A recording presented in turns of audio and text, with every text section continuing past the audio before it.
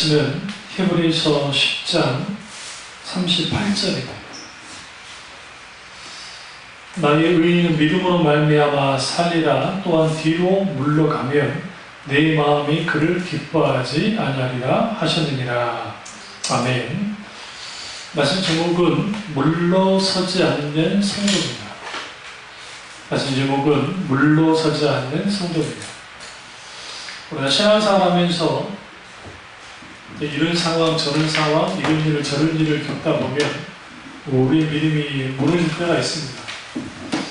그때 가장 필요한 게 뭐냐면 우리가 이런 속에서 뒤로 물러나지 않고 한 걸음 한 걸음 주님 앞으로 나아가는 겁니다. 그런 의미에서 많은 사람들이 왜 이렇게 믿음이 뒤로 물러날까? 그 믿음 뒤로 물러남의 현상은 첫째는 하나님의 은혜를 잃었기 때문에 그렇습니다. 그러니까 하나님의 은혜를 잃어버리면 우리 신앙은 뒤로 물러납니다. 두 번째는 우리가 언제 은혜의 믿음이 물러나게 되냐면 큰 문제를 만났을 때입니다. 우리가 감당할 수 없는 문제를 만났을 때, 너무 힘들고 어려운 상황 가운데 있게 될 때, 그때 우리가 물러나게 됩니다. 물론 여기에도 주님의 놀라운 은혜가 함께할 때, 그리고 주님을 깊이 의지하고 신뢰하고 나아가면 빨리 벗어나긴 하지만, 그에도 불구하고 큰 문제 가운데 있을 때 믿음이 뒤로 밀려나는 그러한 것을 경험할 때가 있습니다.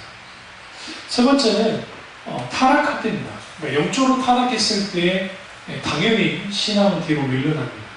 문제는 뭐냐면 마치 경사 위에 올라가는 자동차처럼 이제 하나님 은혜가 있고 동력이 있을 때 막 올라가다가 마치 시동이 딱 꺼져버린 거예요. 시동이 꺼져버리니까 이제 뒤로 서서히 밀려나서 가속도가 붙으면 완전히 뒤로 완전히 밀려나는 것처럼 우리 신앙도 그렇게 됩니다. 그렇기 때문에 우리는 기억해야 될 게 우리 신앙생활은 철저하게 하나님의 은혜 가운데 이제 그렇게 되어있어야 됩니다. 천루옥정이라는 책이 존 버니라는 책이 아주 좋은 책이긴 하지만 치명적인 약점이 있어요. 어떤 약점이 있냐면 크리스찬이 여러 위기를 겪고 결국 천성 하나님의 나라까지 가긴 하지만 내가 예수님 믿기로 결심하고 은혜 속으로 들어가고 그러면 말 그대로 그 하나님 은혜가 자동적으로 내 등을 떠밀려줘서 하나님의 나라에 들어갈 때까지 저절로 우리를 인도할 거라 생각하면 큰 오산이에요. 여기서 말하는 하나님 은혜는 제가 말하는 하나님과 좀 달라요. 그러니까 여기서 말하는 은혜는 요즘 값싼 은혜를 말하는 거예요. 그러니까 막 하나님 은혜가 있으니까 자동적으로 갈 거다. 아닙니다. 하나님의 나라에까지 가기까지는 처절한 믿음의 싸움이 요구됩니다. 근데 그 싸움의 대상이 세 가지가 있는데 하나는 세상이고 또 하나는 사탄이고 또 하나는 내 자신입니다. 주의 본성. 주의 본성을 가지고 나 자신. 그래서 우리는 세 가지와 싸워야 되기 때문에 이 싸움이 쉽지가 않습니다. 혹자는 그걸 하는 거예요. 누군가가 아프고 누군가가 힘들고 어려울 때 그랬을 때에 거기에 소위 말하는 자기가 경험하지 않았기 때문에 너무 쉽게 말할 수가 있습니다.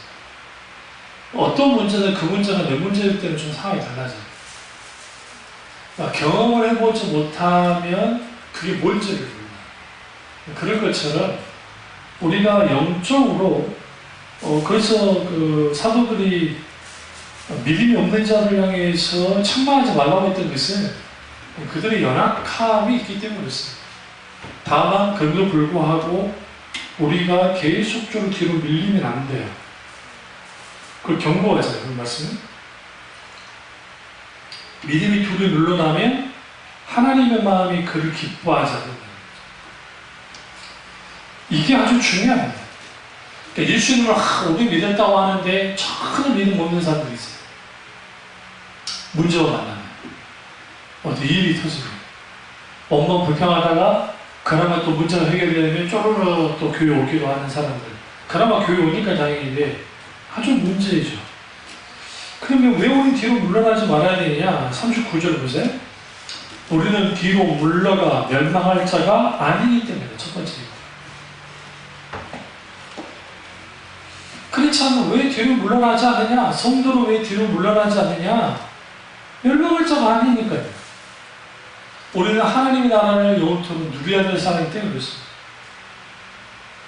두 번째는 오직 영혼을 구원함에 이르는 믿음을 가진 자. 그러니까 영혼이 구원받는 믿음을 가진 자이기 때문에 우리는 뒤로 물러나지 않습니다. 그러니까 오늘날의 교인들이 왜 이렇게 현격하게 신앙이 약하냐면 문제가 조금만 생겨도 흔들리냐면 영혼 구원이 뭔지를 몰라. 그 가치. 그러니까 이 세상에서 잘 되고 복 받고 뭐 되고 그런 건 있는데 사실상 뭐가 없냐면 영혼 구원이 얼마나 가치가 있는지. 그건 삼위일체 하나님 우리를 구원하셨는데 그 구원의 가치가 있는데 그 가치가 땅에 떨어져요. 이게 문제입니다. 그러다 보니까 여기에서 무슨 일이 벌어지냐 물러나는 거예요. 그러면 이제 여기서 우리가 하는 게 아셔야 되는 게 그 신앙이 뒤로 물러남, 그러니까 성도로 뒤로 물러서지 않는다 라고 계속 말씀하시다가 그 증거를 11장에서 보여주는 거예요. 그러니까 11장에서 어떤 고난이 와도 역경이 와도 환난이 와도 이들은 물러서지 않았다는 거죠. 보세요. 그 11장을 딱 보시면 믿음은 바라는 데 실상이요 보이지 않는 것들의 증거니 선지들이로서 증거를 얻느니라. 그러면 여기서 우리가 분명하게 볼 게 뭐냐면 이 신앙이 물러서지 않았던 그들의 특징이 뭐였느냐? 바라는 것들의 실상, 보이지 않는 것들의 증거로서 믿음을 가졌다는 겁니다. 이 믿음이 누구에게 있었느냐? 믿음의 선배들에게 있었다는 거예요. 그럼 그 증거를 얻었으니까 그럼 왜 이 말씀을 기록했겠어요? 11장에. 왜? 물러서지 말라는 거예요. 그러니까 히브리서를 읽으실 때 이해하셔야 할 게 뭐냐면 히브리서가 써질 때, 기록될 때에는 어떤 극심한 핍박을 받을 때예요. 그렇지 않습니까? 그러니까 우리가 핍박을 받는다고 한다면 뭐 계속 핍박이 있는 게 아니라 어느 시점에 악한 왕이 나오면, 그러니까 로마 황제 중에 네로 같은 왕이 나오면 확 핍박을 했다가 조금 괜찮았다가 또 핍박을 했다가 괜찮았다가 핍박을 했다 그래요. 근데 하필이면 히브리서 기자가 히브리서를 쓸 때 이때는 극심한 핍박이 있을 때입니다. 그 히브리서를 뭘로 이해해야 되냐면 믿음이 있으면 못할 게 없다는 식의 말씀이 아니에요. 히브리서 전체는. 히브리서에서 말하고자 하는 것은 뭐냐면 어떤 고난이 와도 어떤 환난이 와도 어떤 문제가 있어도 믿음은 결코 뭐하지 않더라? 뒤로 물러나지 않더라. 오히려 세상과 충돌하더라. 세상 권력과도 충돌하고 세상과도 충돌하고 땅의 권세와 땅아래 권세가 뭐하지 못하더라? 감당하지 못할 만한 그러한 믿음의 역사를 이루더라는 거예요. 그 대표적인 게 33절 보세요. 11장 33절. 그들은 믿음으로 나라를 이기기도 하고 의를 행하기도 하고 약속을 받기도 하며 사자들의 입을 막기도 하며 불의의 세력을 멸하기도 하며 칼날을 피하기도 하며 연약한 가운데서 강하게 되기도 하며 전쟁에 용감하게 되어 이방 사람들의 진을 물리치기도 하며. 이거 얼마나 대단합니까? 그러니까 우리가 성도는 뒤로 물러서지 않는 자들이에요. 후퇴는 없어요. 그러니까 작전상 후퇴라는 것은 세상에 있을지 모르지만 믿음의 세계에서는 작전상 후퇴라는 게 없어요. 늘 뭐 해야 돼요? 앞으로 나가야 됩니다. 그런 의미에서 오늘 히브리서 기자가 우리에게 이제 이렇게 의인은 믿음으로 말미암아 살고 뒤로 물러가면 하나님 마음이 기뻐하지 않으니까 우리는 결코 성도를 밀려나는 자가 아니다라고 하는 거예요. 그럼 여기서 이제 좀 더 살필 게 뭐냐면 10장 35절을 보시면 그러므로 너희 담대함을 뭐하지 말아라? 버리지 말아라. 그 왜 이 말씀이 이렇게 나왔느냐? 그 이유가 있어요. 그 이유는 32절 보세요. 전날에 너희가 빛을 받은 후에, 빛을 받았다는 것은 구원받은 후에요. 고난의 큰 싸움을 견뎌낸 것을 생각하라. 고난의 큰 싸움을 견뎌낸 것을 생각하라. 기억하라는 거죠. 그러니까 그 신앙생활 안에서 결국은 영적인 싸움의 계속적인 그 과정이에요. 여기서 영적 싸움이라는 게 무슨 막 지신받게 하고 막 그런 게 아니라 그러니까 진리, 하나님 말씀을 가지고 싸우고 우리 죄의 본성과 하나님의 말씀으로 같이 싸워나가는 거예요. 앞에 있는 고난도 싸우는 거죠. 근데 이걸 견디게 하는 게 어디로부터 와요? 믿음이 견디게 해요. 그러니까 우리가 지금 붙잡을 게 뭐냐면 믿음을 붙잡아야 되는데 그 믿음이 견디게 한다는 거예요. 그래서 여러분 그 히브리서 12장 전체 것은 딱 견디는 거예요. 견디고 이기고 굉장히 중요합니다. 견뎠다 그리고 이겼다. 근데 그 견디는 게 생짜로 무슨 막 이렇게 막 그게 아니고 성경에서 말하는 인내는 세상에서 말하는 인내와 달라요. 세상에서 말하는 인내는 그냥 견디는 것이고 성경에서 말하는 인내는 그리스도의 십자가의 고난에 동참하는 거예요. 첫 번째가 그 인내가. 두 번째 그 인내는 뭐냐면 인내는 약속을, 그러니까 하나님의 약속을 신뢰함으로 인내하는 거예요. 그러니까 생자가 그냥 인내한 게 아니라 하나님의 약속이 있어요. 그 약속을 바라보고 있습니다.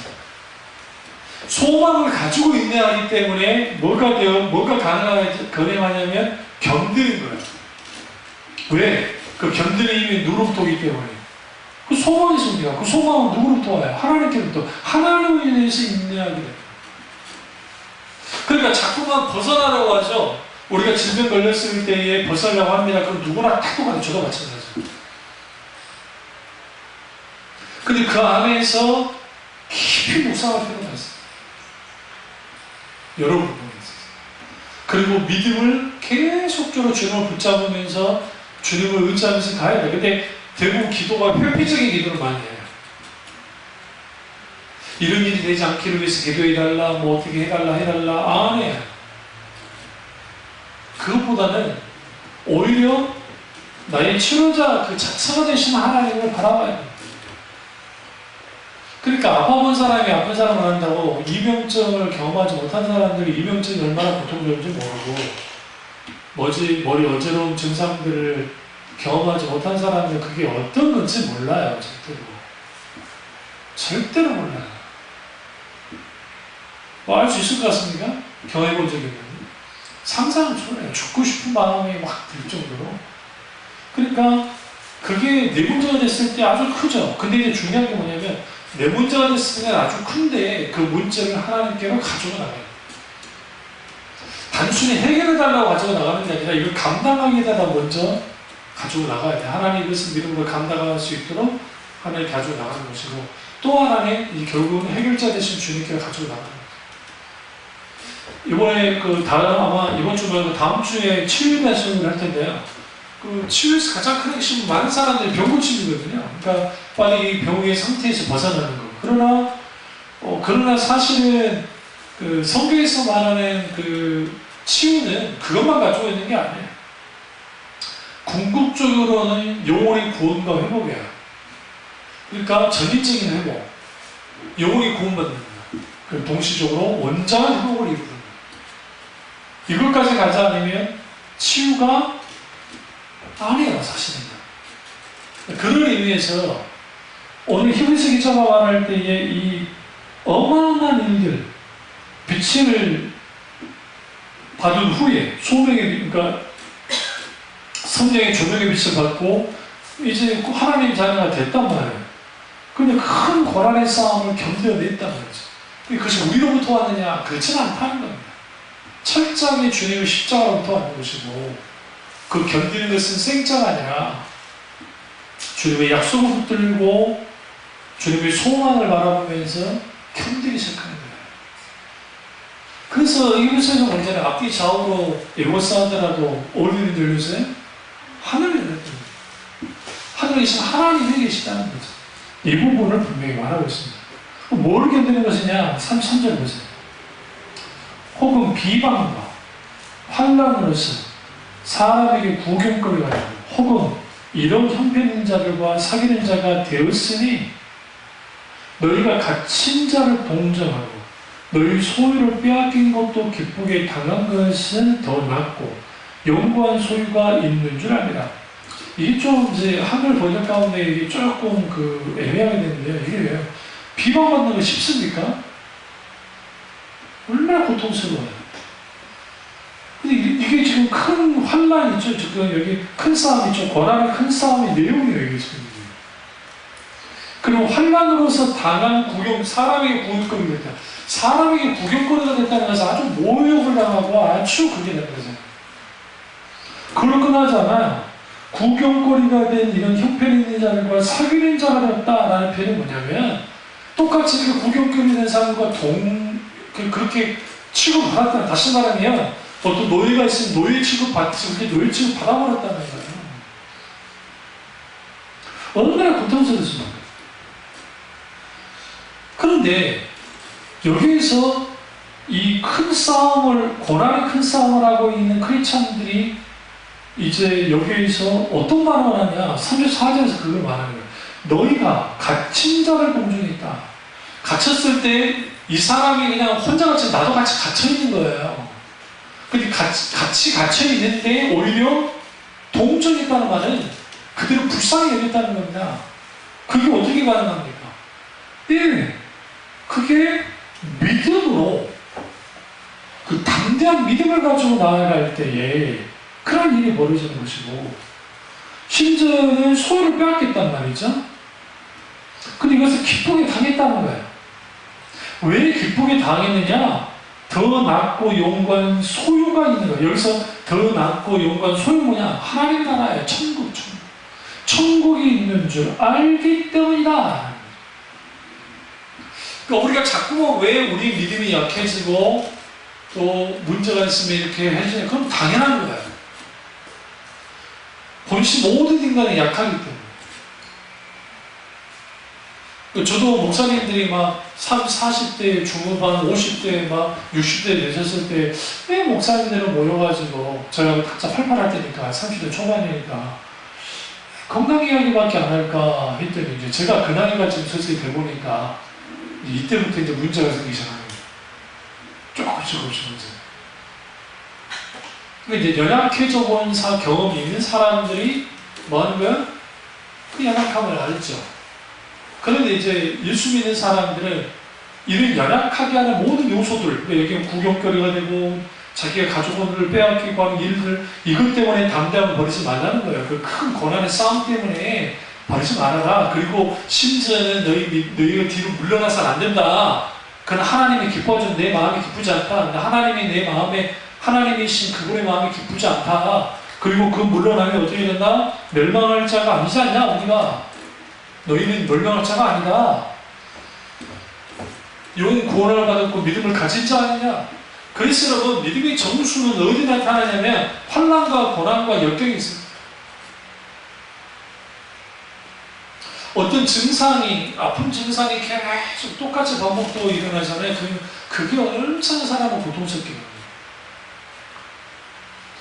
또 어떤 인간관계 문제도 이렇게 비슷한 문제가 일어날 때도 고통스럽게 만들고, 또 때로는 어떤 문제가 발생될 때, 그런 문제가 발생됐을 때 인간은 계속적으로 고난받아요. 그런데 이제 여기에서 우리가 분명히 말 것은, 히브리서 기자가 쓸 때 이 고난이라는 것은 우리의 고난과 전혀 달라요. 우리는 개인적인 문제 때문에 고난을 받는 거잖아요. 대부분 이게 뭐 병이고 뭐든 간에. 근데 이거는 지금 그거와 상관없이 외부적인 고난이에요. 예수 믿으면 죽이잖아요. 예수 믿으면 잡아 가두잖아요. 예수님 믿으면 매를 때리잖아요. 예수님 믿으면 공개적으로 개망죄를 주고 그 사회에서 격리시키고 쫓아내버리잖아요. 모든 것을 거래해야 되는 상황 속에 있을 때에 너희는 뭐 하느냐? 절대로 뒤로 물러나면 안 된다. 그럼 그 뒤로 물러나지 않기 위해서 어떻게 해야 돼요? 첫째로 담대함을 버리면 안 돼요. 35절에 말씀드렸죠. 담대함을 버리지 말아야 됩니다. 뒤로 물러나는 성도가 되지 않으려면 그럼 담대함은 어디로부터 옵니까? 담대함은 하나님을 알 때가 구약 성경에 뭐라 합니까? 다니엘서에 그러나요? 하나님을 아는 자는 용맹함을 바라며 그러는 것이죠. 잠언서인가 어쨌든 그렇습니다. 하나님을 안다 할 때는 경험하여 알았을 때에 여기서 안다는 것은 그분을 저쪽으로 신뢰하고 확신하고 깊이 경험하여 안다는 거예요. 그런데 하나님을 아는 자에게서 용맹함이 있더라고요. 담대함이 있어요. 담대함은 내가 담대해야지 한다고 담대하지 되는 게 아니라 하나님의 크신 은혜 가운데 그분을 깊이 경험해요. 내가 고난 가운데 있으면 고난 받으신 주님을 반드시 모셔드려요.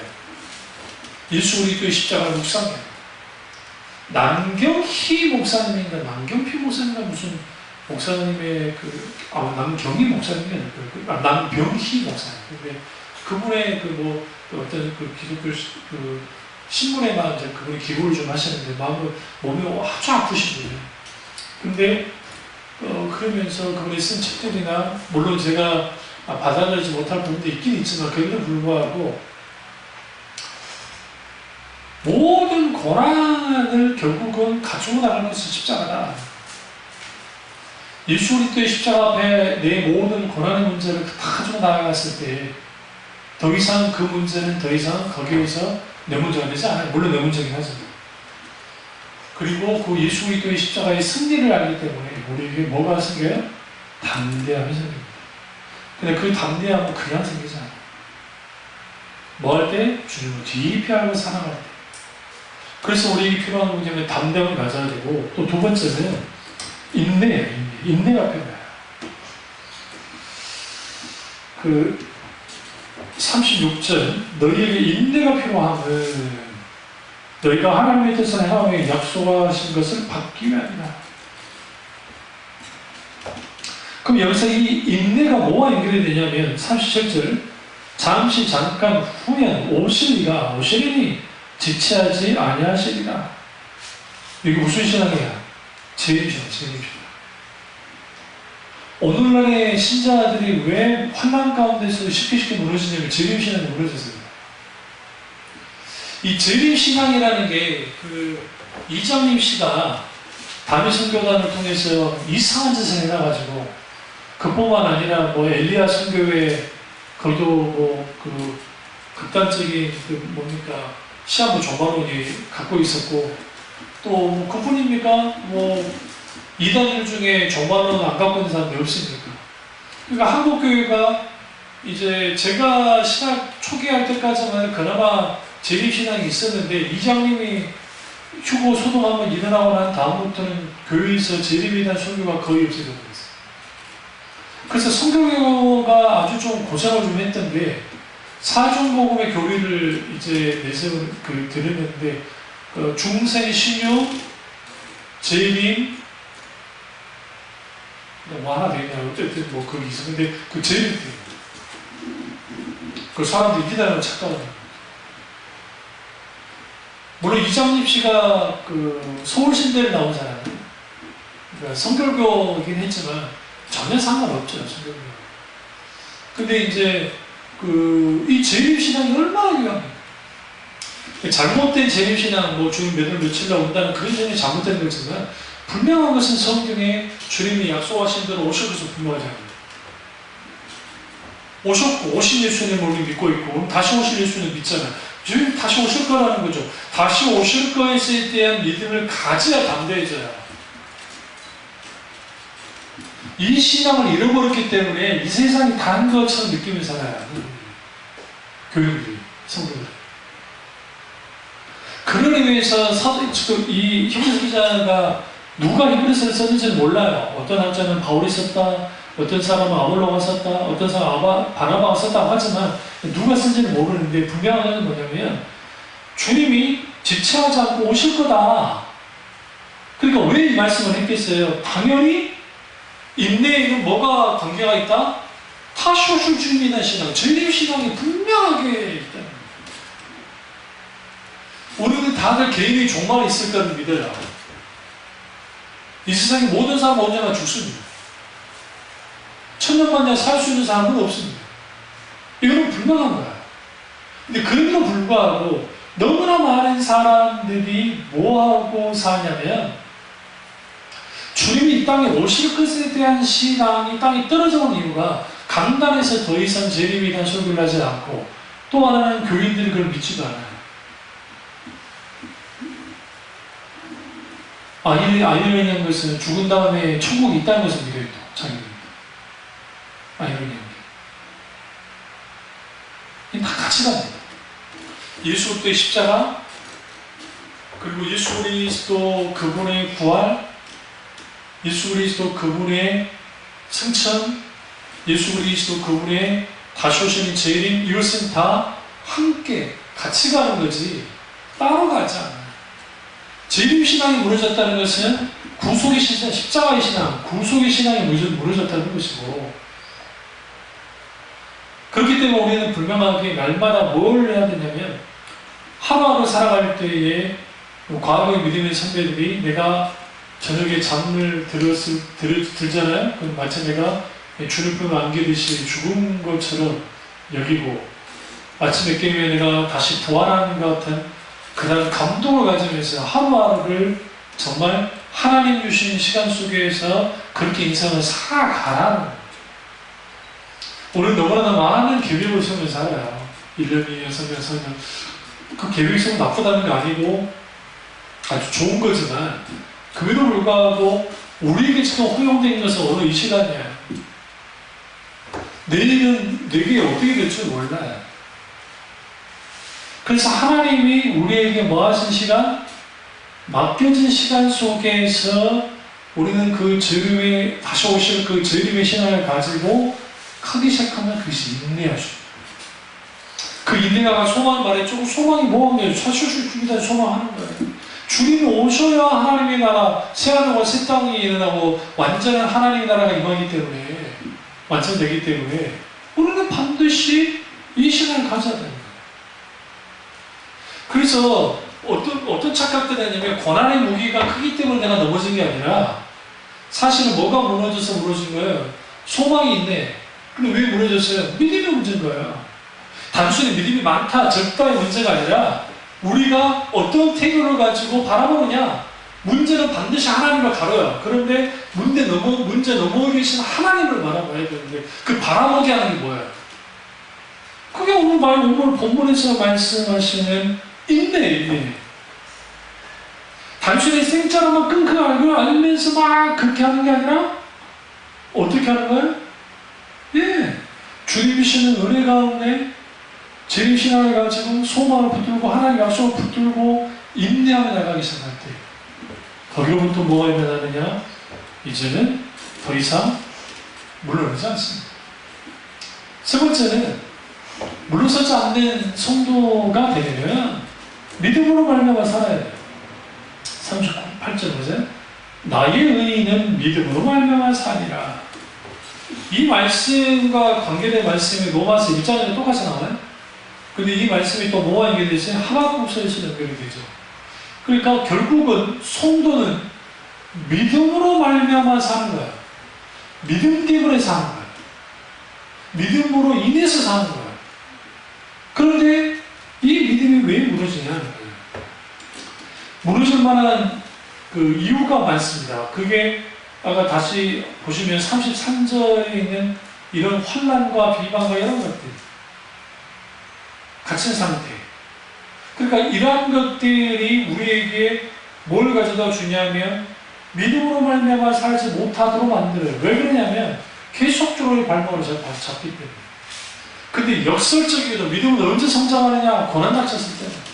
고난을 이기고 마치 나무의 나이테가 이렇게 새겨진 듯이 믿음의 나이테도 있는데 고난과 환난과 역경을 믿음으로 이기고 또 이기면 그리면서 자라나는.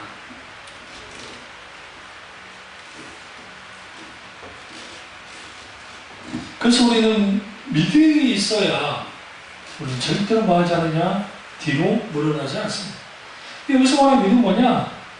살아서 역사하신 하나님, 성경에서 말하는 하나님, 위기이신 하나님을 사실 그대로의 하나님을 믿고 그리고 나의 모든 것을 택하여 따르는 것. 그것이 믿음의 성경에서 나는 믿음. 그 믿음이 있을 때 분명하게 우리 가운데 뭐가 나타나면 믿음으로 대결하는 거야. 믿음으로 내 문제 앞에 서고, 믿음으로 관계 문제 속에 앞에 서고, 믿음으로 기타 문제 앞에 서는 거죠. 결국은 우리는 어떤 훈련을 해야 되냐면 믿음을 앞세우는 훈련을 해야 돼요. 근데 좀 문제는 뭐냐면 저나 여러분이랑 연약하기 때문에 내 믿음이 하나도 없는 것처럼 딱 될 때가 있어요. 그건 분명해요. 그런 일들이 벌어질 때가 있거든요. 그때 어떻게 해야 됩니까? 그때 우리는 좀 더 주님께 엎드리고 좀 더 주님께 가까이 나아가고 좀 더 주님의 의중과 뜻을 물어야 돼요. 그 속에서 그렇게 나갈 때에 우리가 뭐 하느냐? 뒤로 물러서지 않는 겁니다. 그러면 분명히 알아요. 내가 물러서면 주님이 기뻐하지 않나. 그리고 마지막 이제 네 번째는 뭐냐면 믿음의 선배들의 믿음을 본받아요. 오늘 11장에. 사실 여러분 우리가 이 성경을 구분해놨지만 11장 딱 들어가잖아요.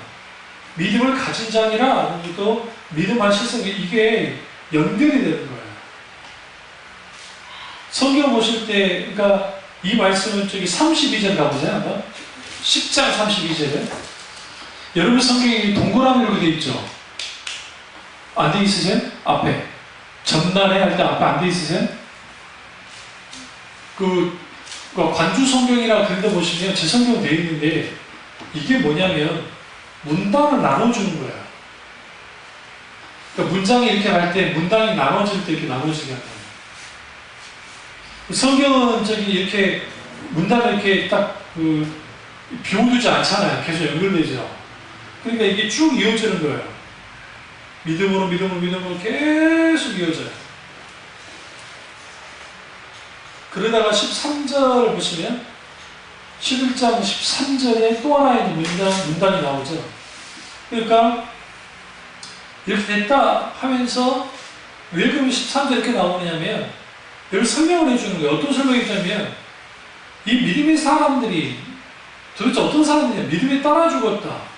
약속을 받지 못했지만 그들은 뭐 했다 하면서 계속 하잖아요. 이렇게 쭉 나오다가 그리고 17절에 아브라함 나오죠. 아브라함.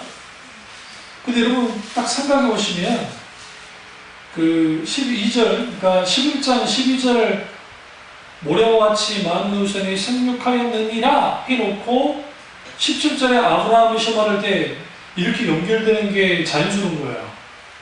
그리고 그 안에다가 첨가를 해놨죠. 그게 뭐냐면 문단을 나누죠. 그러니까 우리가 성경 읽을 때 이런 표시만 잘 보셔도 지금 히브리서 기자가 아브라함에 대해서 쭉 나오다가 갑자기 13절을 보아 16절에서 이렇게 한 뭐냐.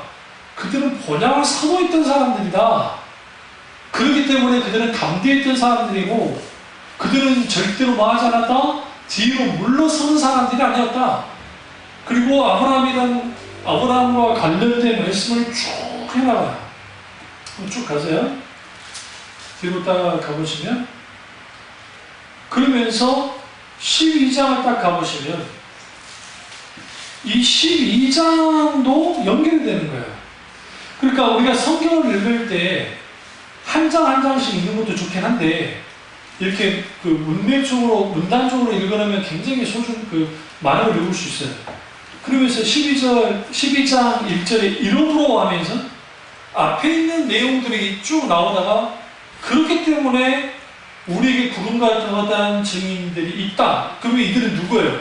구름 같은 허다한 증인들이다. 근데 이 증인들 어떤 증인들이에요? 믿음과 같은 실사 보증과 같은 증거를 갖고 있는 증인들. 그 증인들이에요.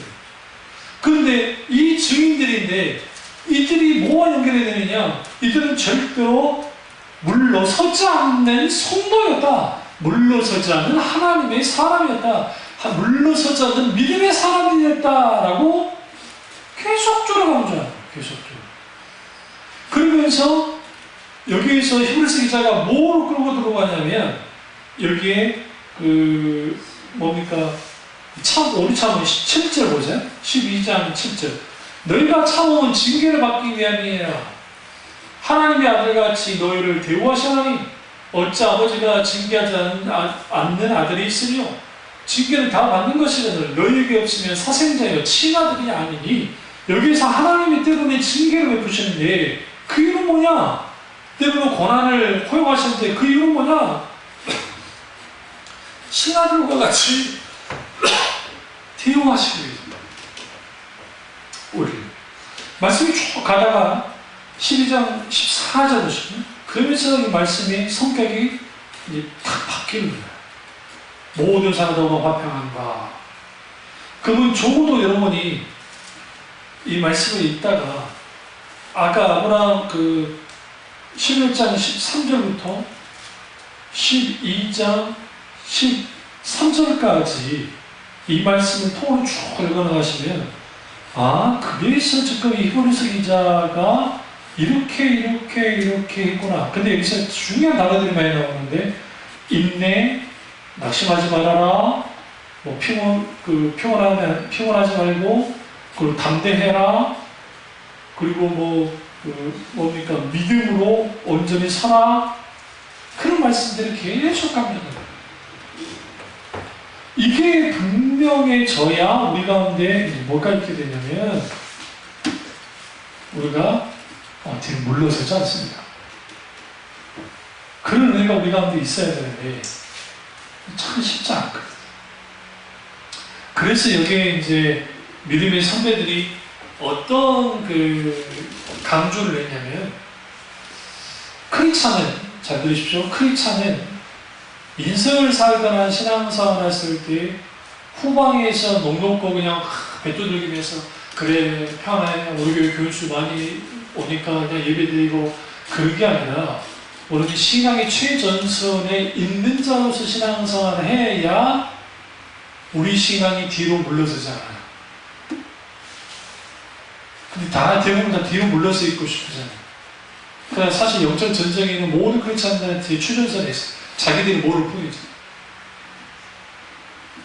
그럼 거기에 필요한 게 뭡니까? 근신하여 깨어 기도해요.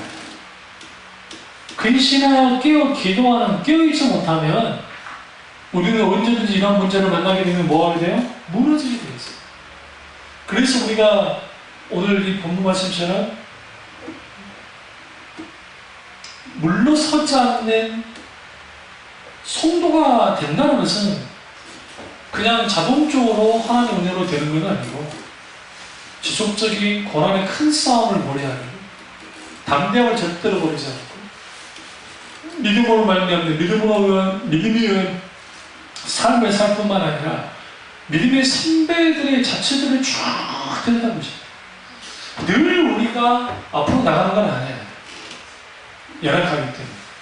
근데 결국 방향은 늘 앞으로 나가야 돼요. 그것을 믿음의 선배들을 보여주는 것처럼 우리도 뒤로 물러서지 않고 한 걸음 한 걸음 앞을 향해 나아가는 저와 여러분 되시기를 주님의 이름으로 축원합니다. 기도하겠습니다. 기도하실 때 오늘